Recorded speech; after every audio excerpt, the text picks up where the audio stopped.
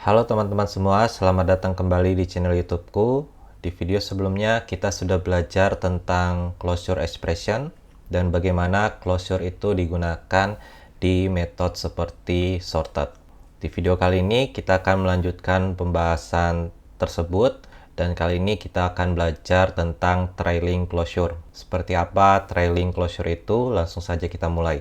Kita mulai dari contoh kode yang sederhana, misalnya kita buat sebuah array names yang isinya adalah nama-nama orang.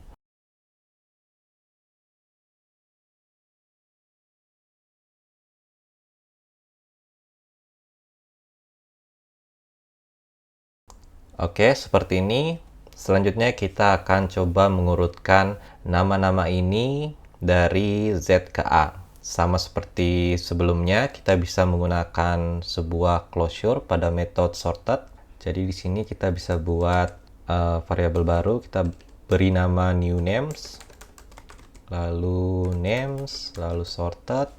Kita sorted by, di sini baru kita kirimkan sebuah closure. Kita nggak perlu membuat parameter, kita pakai shorthand argument. Jadi di sini $0 lebih besar dari $1. Seperti ini, lalu kita coba print dulu hasilnya. Oke, kita jalankan. Oke, hasilnya seperti ini.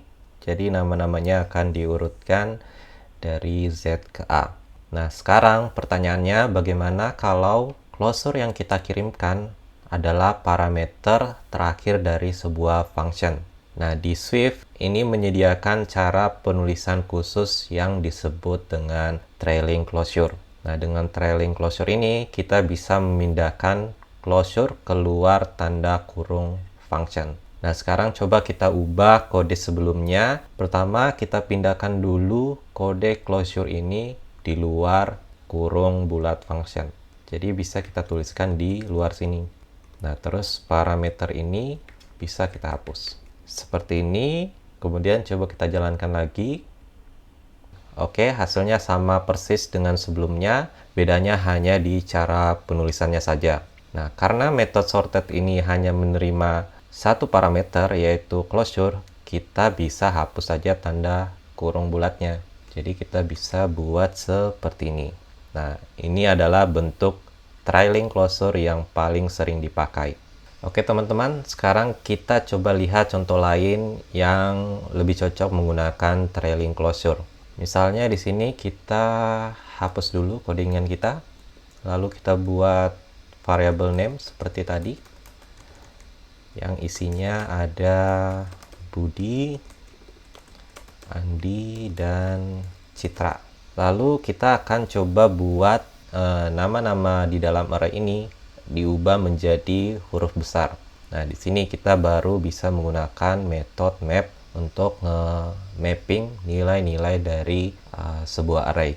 Misalnya di sini kita buat variabel baru uppercase names, kemudian kita panggil names.map seperti ini.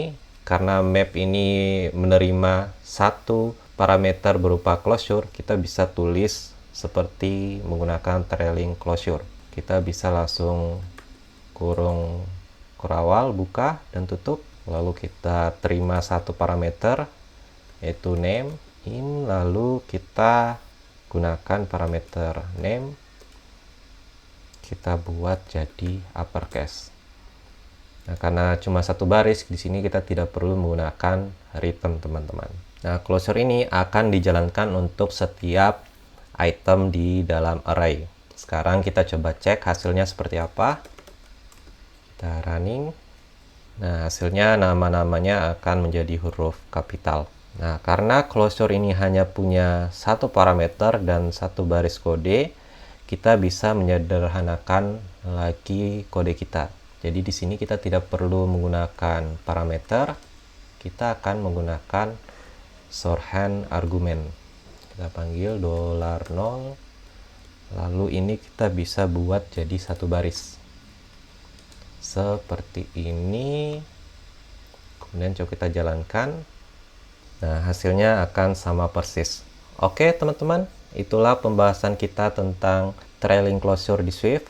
Kesimpulannya yaitu trailing closure ini membuat kode kita jadi lebih rapi dan mudah dibaca, dan sangat cocok untuk closure yang panjang. Nah, untuk video kali ini kita cukupkan sampai di sini dulu. Kalau teman-teman masih bingung dan punya pertanyaan, silahkan tuliskan saja di kolom komentar di bawah video ini. Terima kasih sudah menonton, dan sampai ketemu lagi di video berikutnya.